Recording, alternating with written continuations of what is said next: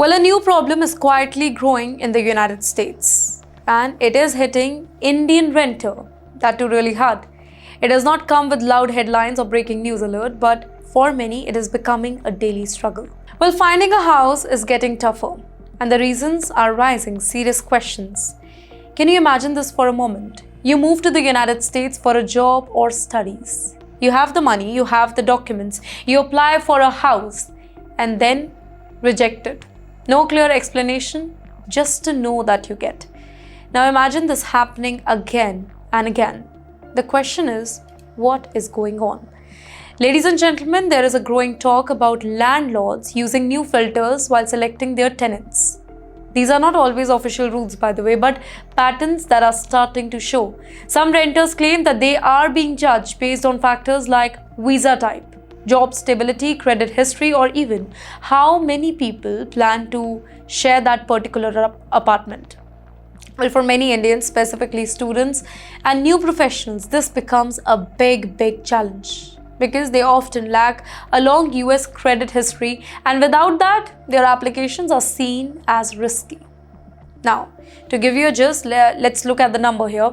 The US currently has about 4.5 million Indian origin residents, making them one of the largest immigrants in the United States. Well, every year, more than 200,000 Indian students go to the US for higher education. Add to that thousands of tech workers on visas like H-1B. Well, that's a huge demand for rental housing, right? But supply, well, that is limited. In fact, in many cities, rental vacancy rates, they are lower than 6%, meaning that there are far more renters than there are available homes. And when demand is higher, landlords become more selective, right? This is where the filters that comes in. In the meantime, some landlords reportedly prefer tenants with very long-term visas or any permanent residency. In the meantime, they want high credit scores, often above 700, and stable US-based income history.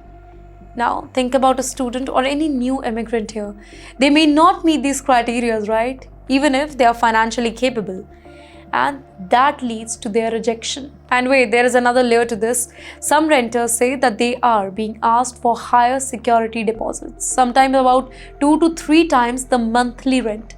Others are told to provide a local guarantor, somebody who is already settled in the United States. But imagine for newcomers, this is not always so possible. And this has sparked a debate now. Is this just about financial safety for the landlords, or is it turning into something more unfair? Because while landlords, they have the right to choose tenants, well, pattern of repeated rejections are making people question whether certain groups, they are being indirectly filtered out or not. And here in this list, the first name is of Indian. Here, social media is now filled with such stories. People sharing their experiences, some saying that they applied to 10 to 15 properties before getting one. Others say that they had to rely on shared housing or temporary stays for months now.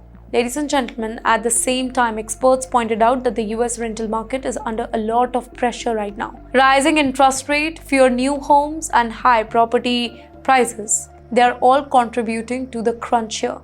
This is not just affecting Indians, though, it is impacting many renters. But for immigrants, the challenge is sharper because they are starting from zero. There is no credit history, there is no rental history, there is no local backing here. Now, let's talk about solution here. Some suggest that building credit early, using co-signers, or choosing cities with lower demand. Others say there needs to be more awareness and transparency in rental practices in the United States now. But for now, the whole situation, it remains extremely tough. The demand is high, the operations are limited, and the filters, official or unofficial, are making the process harder. Well, for thousands of Indians in the US, the question is simple. We have the job, we have the money, so why not a house? And until that question is answered clearly, the struggle will continue.